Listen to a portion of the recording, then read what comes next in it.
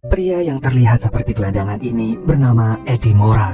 Ia sebenarnya adalah seorang penulis yang telah memiliki kontrak dengan sebuah penerbit ternama. Namun baru saja mau menulis, Eddie malah mengalami kebutuhan dalam merangkai kata. Ya, Eddie mengalami writer's block yang sangat parah. Dan tanpa terasa, semua itu telah berlangsung selama berbulan-bulan. Merasa suntuk dengan apa yang terjadi, Eddie malah menghabiskan hari-harinya dengan minum-minum. Dan sejak saat itu, Eddie merasa hidupnya telah tenggelam ke dalam keterpurukan yang tidak bisa lagi terselamatkan.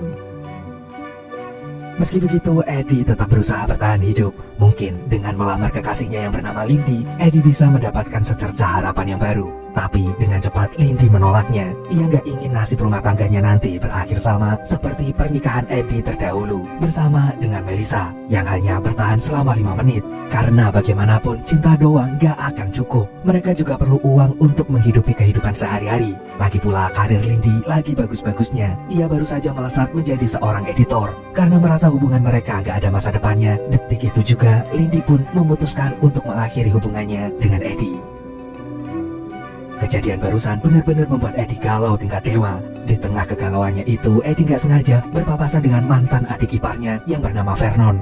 Awalnya Eddie takut Vernon akan meledek dirinya habis-habisan, mengingat tampilannya sekarang persis seperti seorang gembel yang lontang-lantung gak jelas. Rupanya dugaan Eddie itu salah besar, karena ternyata Vernon malah ngajakin dirinya untuk ngopi-ngopi santuy di sebuah kafe. Di sana Eddie curhat tentang keterpurukan hidupnya yang sangat-sangat membuatnya frustasi. Vernon yang mendengarnya kemudian mengeluarkan sebuah pil yang bernama NZT48, di mana tuh pil bisa mengakses semua kapasitas otak manusia alias bisa membuat orang mendadak menjadi jenius. Awalnya Eddie nggak mau menerimanya, mengingat Vernon adalah seorang bandar narkoboy. Eddie takut itu hanyalah sebuah tipu daya dari Vernon. Namun saat Vernon sengaja meninggalkannya dengan gratis, Eddie pun akhirnya mau menerimanya.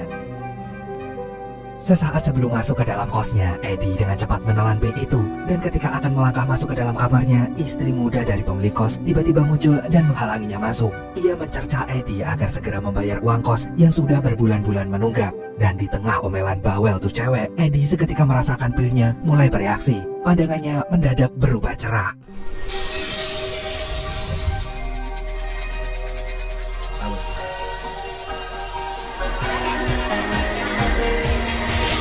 Wrong. What? You don't like That's none of your business. something wrong with law school? You just saw the corner of it. How did you know that?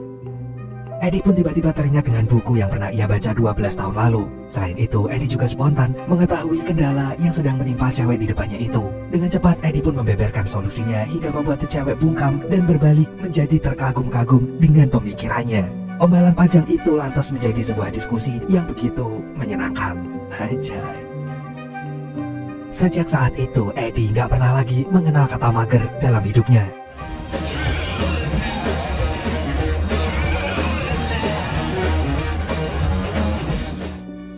Dan sewaktu kembali mencoba menulis, Eddie sama sekali tak mengalami lagi yang namanya mentok di tengah jalan. Yang ada, ia terus merangkai kata demi kata dengan sangat lancarnya. Bahkan saking lancarnya tuh tulisan, Eddie bisa menamatkan naskahnya hanya dalam semalam. Hal itu tentu saja membuat editornya terheran-heran. Namun besokan harinya setelah Eddie bangun dari tidurnya, Eddie kembali terasa gelap seperti biasanya. Hidup Eddie terasa kembali gelap seperti biasanya. Rupanya efek dari pil itu telah menghilang. Lalu Eddie pun pergi menemui Vernon. Dan betapa kagetnya Eddie saat melihat luka di wajah Vernon. Dengan cepat Vernon mengatakan kalau ia baik-baik saja. Setelah mendengar itu tanpa banyak basa-basi, Eddie ingin Vernon memberikan lagi pil NZT-nya. Gak mau memberikan secara cuma-cuma, Vernon lalu menyuruh Eddie untuk mengambil laundryanya. Dan gak lupa juga untuk membelikan sarapan. Dan dengan senang hati Eddie pun segera menuruti permintaan Vernon. Mulai sekarang ia sama sekali tak keberatan jika Vernon memperlakukannya seperti babu. Apapun akan ia jabani demi mendapatkan pil NZT itu. Dan sekembalinya ke hotel, Eddie seketika kaget bukan main saat mendapati Vernon telah meninggal dunia dengan sangat mengenaskan. Eddie lalu buru-buru menghubungi polisi. Ia tiba-tiba tersadar bahwa si pembunuh ternyata mengincar hal yang sama dengan dirinya, yaitu pil NZT. Gak mau membuang-buang waktu, Eddie pun segera mencarinya.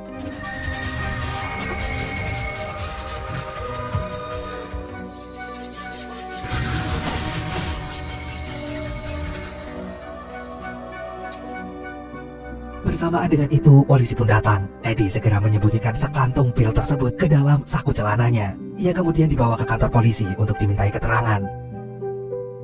Di kantor polisi, dengan sejujur-jujurnya, Eddie mengatakan bahwa ia sama sekali tak mengetahui siapa dalang dari pembunuhan Vernon.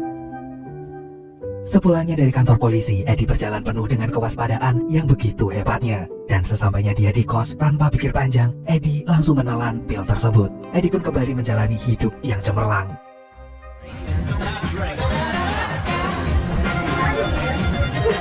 Combined with an unprecedented surge in motivation. Dan berkat pil itu, Eddie kini bisa lihai bermain piano, memenangkan judi, dan bahkan menguasai berbagai macam bahasa asing. Iya, Eddie tiba-tiba bisa mengetahui segalanya. Ia mendadak jadi orang paling jenius di negaranya. Dan sekarang ini, Eddie mulai menjadi pusat perhatian banyak orang. Semua rasa mindernya runtuh dalam sekejap. Dan sewaktu lagi liburan bersama teman-teman barunya, Eddie seketika mendapatkan sebuah pencerahan. Karena gak ingin melulu stuck dengan menulis, Eddie ingin merambah ke bidang yang lain, yang pastinya membutuhkan modal tidak sedikit. Sepulang dari liburan, Eddie segera menemui seorang rentenir yang terkenal sangat sadis. Nama rentenir itu adalah Gennady. Di situ Eddie berniat akan meminjam uang sebesar $100.000 atau sekitar 1,4 miliar rupiah. Merasa itu bukanlah uang yang kecil, Gennady awalnya menolak memberikan pinjaman tersebut. Ia gak yakin Eddie bisa mengembalikannya tepat waktu. Tapi setelah mendengar penjelasan Eddie kalau ia akan melipat gandakan uang itu selama 4 hari berturut-turut, Gennady pun akhirnya luluh dan mau meminjamkan uangnya. Dan jika Eddie nantinya terlambat membayar, Gennady gak akan segan-segan membuat Eddie mati perlahan-lahan.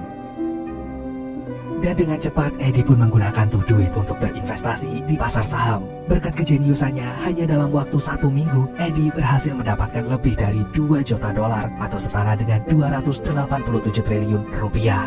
Berita itu kemudian tersebar dengan cepat hingga membuat Eddie mendapatkan berbagai macam tawaran pekerjaan dan juga pinjaman. Mengetahui dirinya tidak lagi kere, Eddie pun segera ngajakin Lindy dinner bareng. Lindy sama sekali tidak menyangka kalau Eddie sekarang telah menjadi orang yang sangat sukses. Dengan sangat jujur, Lindy bilang kalau ia bangga atas pencapaiannya yang baru saja Eddie dapatkan itu. Dan di momen itulah Eddie mengutarakan perasaannya yang ingin menjalin kembali hubungan percintaan mereka yang sempat terputus waktu itu. Dan dengan senang hati, Lindy pun akhirnya menerimanya. Mereka kembali berpacaran. Keesokan harinya, Lindy merasa sangat senang saat mengetahui kesuksesan Eddie ternyata sudah terpampang nyata di sebuah majalah. Dan di tengah kesenangan itu, Eddie nggak sengaja melihat orang yang mencurigakan. Secepat kilat, Eddie segera mengajak Lindy untuk lekas pergi ke kantor. Dan suatu hari, sahabatnya yang bernama Kevin akan mempertemukan Eddie dengan seorang pengusaha besar bernama Van Loon, di mana Van Loon ini tertarik untuk bekerja sama dengan Eddie dalam mengambil alih perusahaan Mr. Arthur. Setelah mendengarkan penjelasan panjang lebar tentang kiat-kiat Eddie dalam mendapatkan keuntungan yang berlimpah dari pasar saham, Van Loon segera memberikan sebuah laporan tentang perusahaan Mr. Arthwood kepada Eddie. Ia meminta agar Eddie mempelajari itu laporan, dan tentu saja Eddie bersedia melakukannya. Karena itu adalah kesempatan emasnya. Mereka pun berjanjian akan bertemu lagi besok pagi di kantornya Van Loon. Sewaktu Eddie pulang ke kosnya, bukannya segera masuk ke dalam, Eddie justru berkeliling memutari jalanan sebanyak 20 kali putaran. I got another 10 blocks.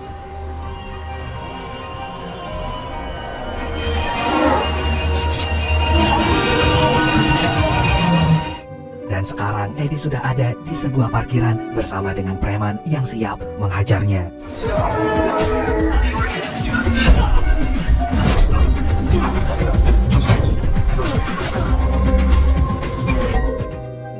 Besoknya, Eddie sama sekali tidak mengerti dengan apa yang barusan terjadi. Ia sama sekali tidak bisa mengingat 18 jam terakhir di hidupnya. Rupanya itu adalah efek samping setelah Eddie berhari-hari tidak mengkonsumsi pil anxiety. Dan di tengah kekacauan itu, meski sudah mengatakan dirinya sedang sakit, Eddie nyatanya harus tetap pergi menemui Van Loon. Kevin meyakinkan melalui telepon kalau kesempatan seperti ini tidak akan datang 2 kali. Jadi apapun yang terjadi, Eddie harus tetap menghadap kepada Van Loon. Di kantor Van Loon ketika sedang berdiskusi, Eddie terlihat sangat tidak fokus. Ia pun meracau gak jelas, apalagi saat melihat berita seorang wanita mati terbunuh di sebuah kamar hotel. Pikiran Eddie langsung melayang kemana-mana. Eddie takut jika ternyata dialah dalang dari kematian tragis wanita itu. Merasa sudah gak sanggup lagi dengan semuanya, Eddie pun buru-buru pamit keluar. Di kos, di tengah kebingungannya yang begitu hebatnya, Eddie tiba-tiba dikagetkan dengan sebuah telepon dari Melissa yang ingin mengajak Eddie bertemu. Dengan cepat, Eddie menyetujui permintaan itu. Tapi sebelum pergi, Eddie mencoba menghubungi satu persatu daftar orang yang pernah mengkonsumsi pil NZT. Dan di luar dugaannya, ada sekitar 3 orang yang sudah meninggal. Sementara yang lainnya sedang jatuh sakit. Dan sewaktu Eddie menghubungi pelanggan yang terakhir, dering teleponnya terdengar sangat jelas di dekatnya. Rupanya dia adalah orang yang mencurigakan waktu itu. Melihat itu, Eddie langsung lari.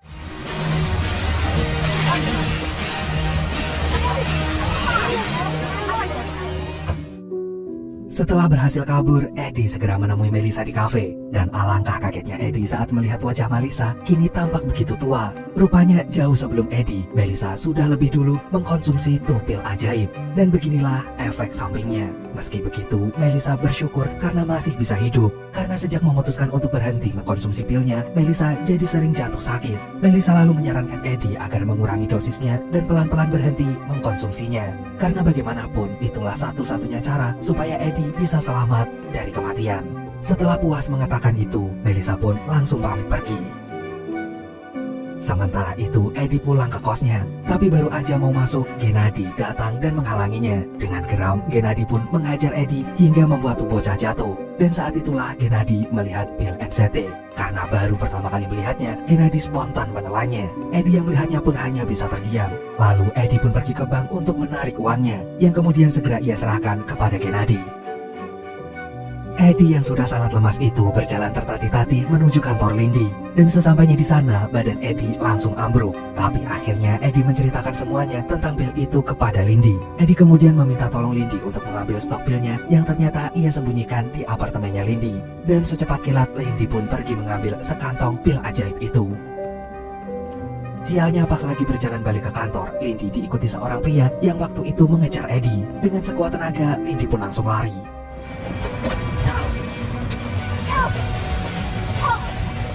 Please. Buddy, let's leave her alone. Piss me off. Melihat itu, Lindy spontan kembali berlari dan bersembunyi di balik bebatuan.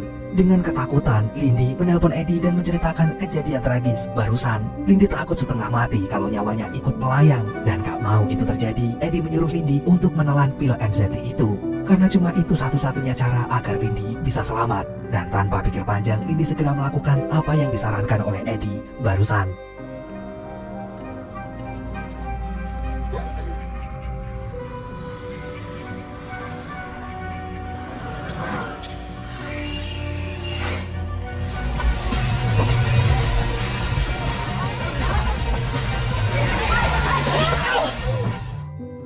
Dan alhamdulillahnya Lindy selamat, begitupun dengan Eddie. Meski Lindy telah merasakan betapa luar biasanya pil NZT itu, tapi dia nggak ingin Eddie terus bergantung kepada pil itu. Karena itu sama saja Eddie nggak percaya sama dirinya sendiri. Lindy dengan tegas meminta Eddie untuk berhenti melakukannya. Ia nggak mau dengar apapun lagi alasannya. Di hari selanjutnya, Gennady lagi-lagi mencari Eddie. Kali ini Gennady ingin meminta Eddie memberikan pil ajaib itu, tapi Eddie menolaknya. Mendengar itu, Gennady mengancam akan menembak mati Eddie di tempat. Karena Eddie masih sayang dengan nyawanya, ia pun terpaksa memberikannya.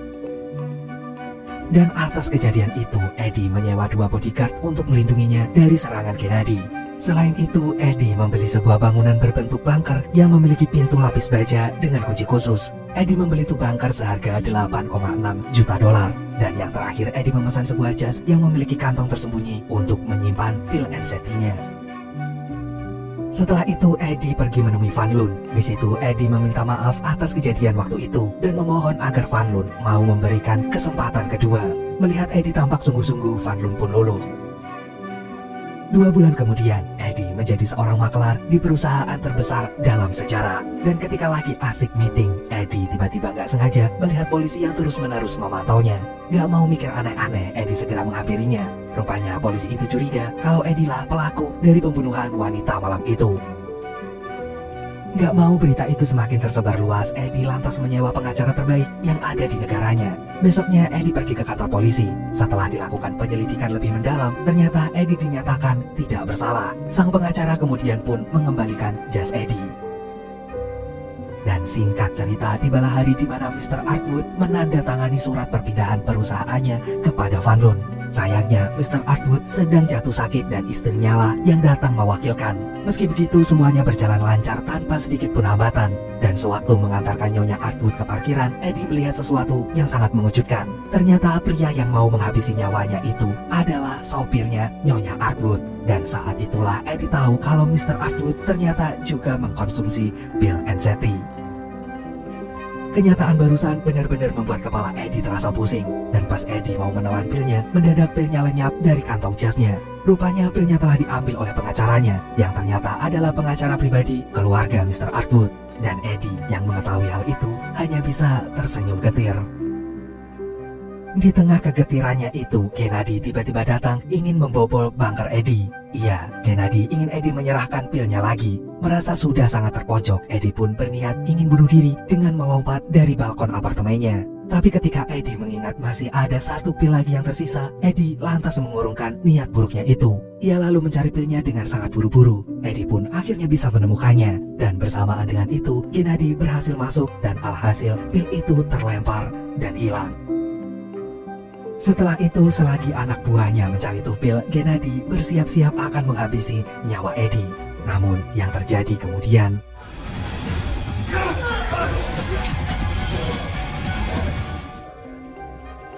Only NZT. mengetahui Kennedy telah mampus karena gak ada cara lain, Eddie pun meminum darah yang baru saja mengalir dari tubuh Kennedy. Karena sisa-sisa pil itu masih mengalir deras di tubuh Kennedy. Setelah kekuatannya kembali lagi, Eddie segera menyelamatkan dirinya dari incaran anak buah Kennedy.